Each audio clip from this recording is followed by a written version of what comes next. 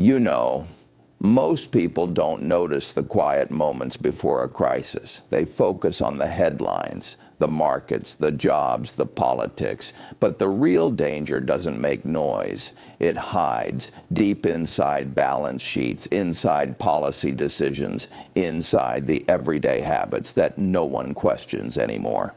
For decades, I've watched how societies borrow against their future, how debt becomes not a tool, but a way of life. And I've learned something that never changes. The more comfortable people become with borrowing, the more invisible the risk becomes, until it isn't. I remember the first time I truly understood what debt meant. Not the number, but the psychology. Debt isn't just money owed, it's time you haven't lived yet. It's income you haven't earned. And when a nation builds its prosperity on borrowed time, eventually the clock strikes back. That's what's happening right now. Quietly, systematically. While everyone celebrates record spending, record markets, record credit, the foundation beneath all of it is softening. Every part of the system depends on debt. Consumers borrow to survive. Corporations borrow to expand. Governments borrow to sustain promises they can no longer afford to keep. It's all connected, and it's all built on the same illusion that tomorrow will always look like today. But here's the truth. No one wants to say out loud, tomorrow is running out of room. The numbers don't lie. Household debt in America has crossed $17 trillion. Corporate debt sits above $12 trillion. And government debt, it's beyond $34 trillion, growing by the second. But that's not the shocking part. The shocking part is how easily we've accepted it. We've normalized the unsustainable. We measure success by how much we can borrow, not how much we can build. We call it growth, but it's leverage in disguise. I look around and I see a pattern I've seen before in businesses, in economies, even in individuals. At first, debt feels like opportunity. Then it becomes a habit. And finally, it becomes a trap. It's not the moment you borrow that destroys you. It's the moment you can't stop. Right now, the average American carries more debt than at any other point in history. Credit card balances are at record highs, even as savings collapse to record lows. Auto loans, student loans, mortgages, all at levels that would have seemed impossible 20 years ago. But the system doesn't care, because the system needs you in debt. Debt isn't a flaw in the design anymore. It is the design. And that's why I'm worried. Not because of one number or one chart or one policy, but because of the pattern underneath it all. Because I've seen this movie before, and it never ends quietly. When people think of debt, they imagine something personal. A loan, a mortgage, a credit card. But debt today, it's no longer personal. It's industrial. We've turned borrowing into an economy of its own, a self-sustaining machine that feeds on growth, interest, and illusion. And like all machines, it doesn't care who it hurts, only that it keeps running. I've spent a lifetime studying how systems evolve, how incentives shape behavior, and the modern debt system is the most efficient psychological engine ever built. It rewards spending, punishes saving, and convinces you that both are your choice. Governments want citizens who spend because spending fuels GDP. Corporations want consumers who finance because it fuels quarterly growth. Banks want borrowers who pay interest forever, not customers who pay off their loans. And the people, they've been trained to believe this is normal, that debt equals prosperity, that as long as you can make the minimum payment, everything's fine.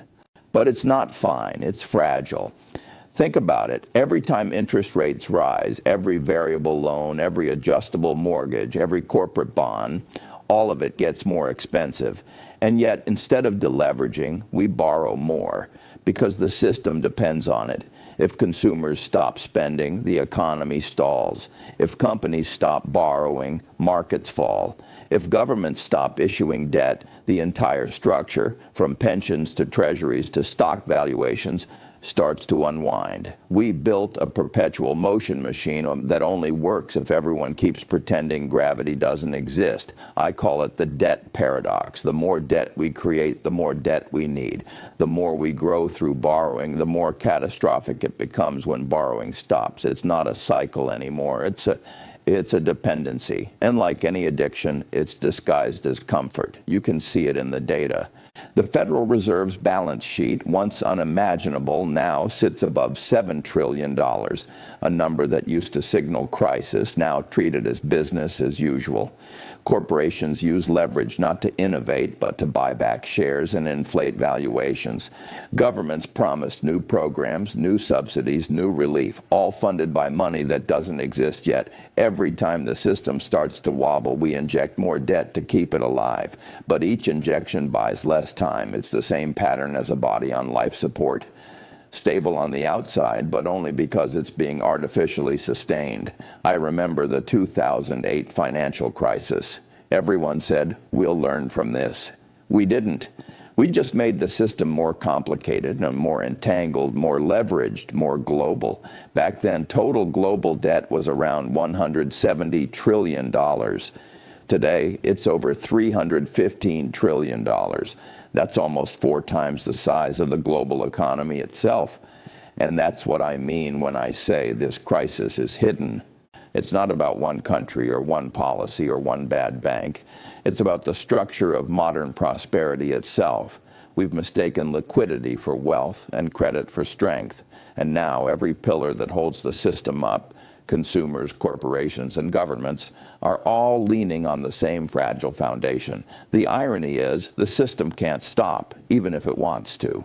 If governments cut spending, economies contract. If central banks raise rates too high, debt service becomes impossible. If they lower rates again, inflation roars back. No one has the courage to pull the plug because everyone's wired into the same circuit. We call it monetary policy, but what it really is triage. A constant effort to keep the patient alive without addressing the disease. And yet history tells us every debt cycle ends the same way. Not with a single event, but with a slow erosion of confidence. People stop believing the numbers. They start hoarding instead of investing. They stop trusting the very system that once made them feel secure. And when that happens, no amount of policy or printing can bring trust back. We like to believe debt can be managed, that we're smarter than those who came before us. But debt isn't a number you manage, it's a story you tell. And when people stop believing the story, that's when it all begins to unravel. I look around and I see a pattern I've seen before, and in businesses, in economies, even in individuals. At first, debt feels like opportunity, then it becomes a habit, and finally it becomes a trap. It's not the moment you borrow that destroys you, it's the moment you can't stop. Right now, the average American carries more debt than at any other point in history. Credit card balances are at record highs, even as savings collapse to record lows. Auto loans, student loans, mortgages, all at levels that would have seemed impossible 20 years ago. But the system doesn't care because the system needs you in debt. Debt isn't a flaw in the design anymore. It is the design. And that's why I'm worried, not because of one number or one chart or one policy, but because of the pattern underneath it all. Because I've seen this movie before, and it never ends quietly. There's a strange quiet that comes before systems collapse, not panic, not chaos, just silence. I've learned to recognize it, that stillness in the data, the calm in the headlines, the collective belief that everything's fine. That's the moment I pay attention, because confidence doesn't break with noise, it breaks with doubt. We like to think of debt crises as sudden, a crash, a default, a market panic. But the truth is they begin long before that. They begin when people start asking silent questions. Can this really go on? Can we keep borrowing forever? Who's actually going to pay for all of this? At first, those questions are whispered. Then they spread from investors to analysts to citizens, and soon Belief in the system begins to fade, one person at a time. That's how unraveling begins, not with a bang, but with a quiet loss of faith. I can see it now, in the data, in the sentiment, even in the tone of policymakers. They won't say it out loud, but they know. They know the math doesn't work anymore. They know the interest payments are rising faster than the economy that funds them. They know every dollar printed to ease the burden only erodes the value of the dollars that already exist. We've reached the part of the cycle where everyone's pretending to be in control, but no one really is. Governments roll over their debt and call it strategy. Corporations refinance and call it innovation. Households max out credit and call it resilience. But it's not resilience, it's denial. And denial has a price. You can already feel it in the air, the subtle tightening, banks lending less, investors shifting to cash, families cutting back without knowing why. It's not panic yet, but it's unease. And unease spreads faster than inflation ever could. Markets, for all their complexity, are built on one simple thing: trust. When trust breaks, it doesn't matter how much liquidity you inject or how many laws you pass. Money moves where confidence lives. And right now, confidence is quietly leaving the room. I've seen this story before, in 1998, in 2008, in 2020. Different causes, same pattern. It always starts with optimism. Then comes leverage, then complacency, and finally, disbelief. That's where we are now, disbelief. The moment when everyone starts realizing what they've ignored for years, that the numbers only made sense because no one questioned them. Here's the part people never understand until it's too late. Debt isn't just financial, it's emotional. It changes how people behave, how they think, how they vote. A society built on debt becomes addicted to the illusion of progress. It can't tolerate pain, even the kind that's necessary for healing. So instead of correcting, it doubles down. It borrows more. It defers the reckoning. It promises that tomorrow will fix today, without realizing that tomorrow is already mortgaged. We've reached a point where even small tremors could set off something larger, a wave of defaults, a liquidity freeze, a government shutdown that lasts too long, a geopolitical shock that ripples through the bond markets. The triggers don't matter. What matters is that the structure is brittle, and brittle systems don't bend, they break. I've always said, you only find out who's swimming naked when the tide goes out. Well, the tide is starting to turn again, and when it does, we'll see which governments, which corporations, which families built their wealth on foundation, and which built it on borrowed sand. The unraveling isn't coming. It's already begun, quietly, invisibly, behind the noise of politics and markets and headlines. It's not the collapse of the system, it's the collapse of belief in the system. And when belief goes, everything else follows. I look around and I see a pattern I've seen before us in businesses and economies, even in individuals. At first, debt feels like opportunity, then it becomes a habit, and finally it becomes a trap. It's not the moment you borrow that destroys you, it's the moment you can't stop.